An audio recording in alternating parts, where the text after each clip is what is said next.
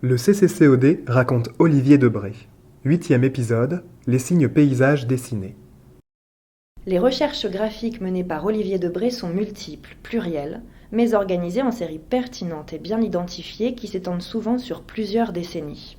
Après ses expérimentations géométriques des années 1940 et le développement du signe personnage au cours des années 1950, l'artiste s'oriente vers une recherche du signe de l'émotion, qui correspond à la naissance du signe paysage, aussi bien dans sa production picturale que dans sa production graphique.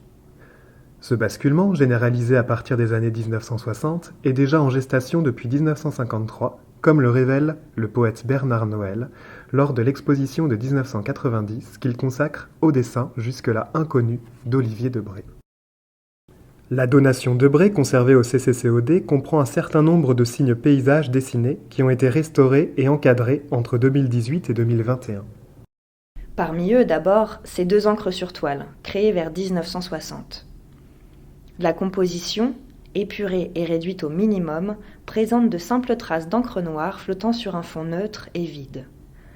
Traduisant le geste, l'intention de mouvement de l'artiste, elles évoquent également par la référence au paraphe une expression on ne peut plus personnelle et subjective, un signe autonome, rapprochant alors le travail de Debré des recherches de Georges Mathieu ou Jean de Gotex. À l'époque, ce type d'œuvre a pu être qualifié de zen, en référence à la calligraphie extrême orientale, alors très en vogue.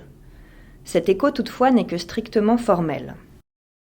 Autour de 1970, Debré travaillera à des compositions très différentes, se préoccupant davantage d'occuper la surface et de créer des effets de profondeur.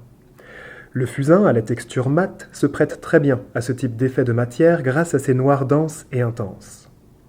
Ici, la référence au paysage est évidente. Ses œuvres, au fusain, s'étendent sur des formats horizontaux de 3 mètres. Fondée sur la répétition d'un même geste vertical effectué du haut vers le bas, la composition est égayée par d'infimes variations graphiques qui confèrent à ces deux œuvres tout leur dynamisme.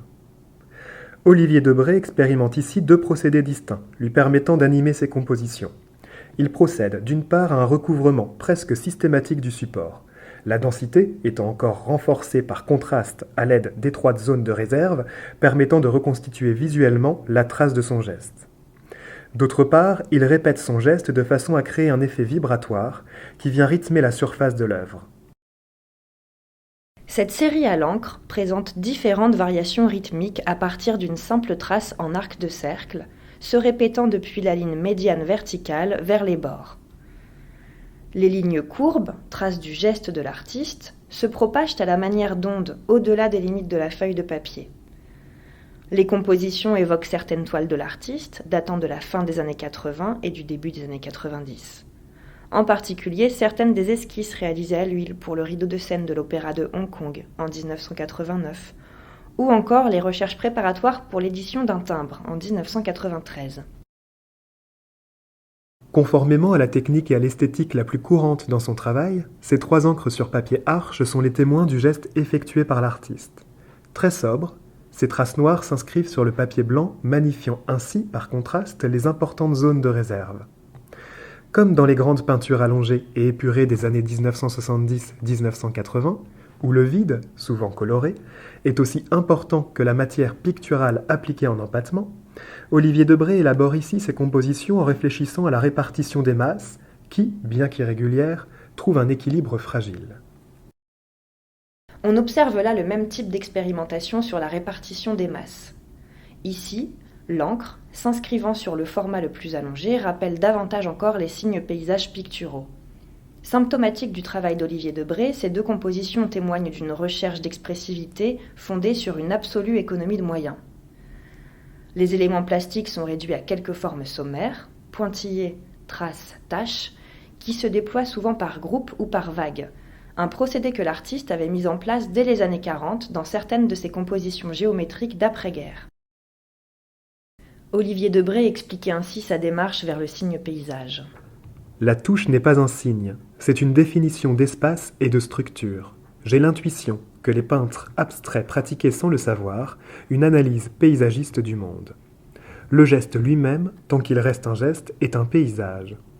À force de tracer le signe spatial du personnage, j'ai senti que l'important n'était pas la forme de la réalité, un caillou, un arbre, pas plus que la forme du visage, les narines, l'œil, mais l'expression d'une concentration vivante qu'est l'être. Plus tard, je suis revenu au paysage parce que la dilution dans l'espace est aussi un épanouissement.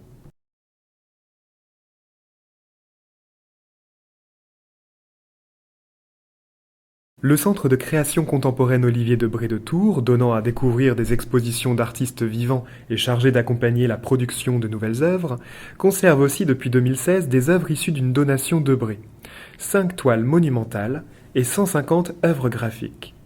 Le CCCOD s'est ainsi engagé à diffuser et à valoriser le travail d'Olivier Debré à travers des expositions, personnelles ou collectives, et à travers l'élaboration du catalogue raisonné de ses œuvres peintes. N'hésitez pas à visiter sur notre site la page consacrée à Olivier Debré et à nous contacter pour toute question au sujet de l'inclusion d'œuvres au catalogue raisonné.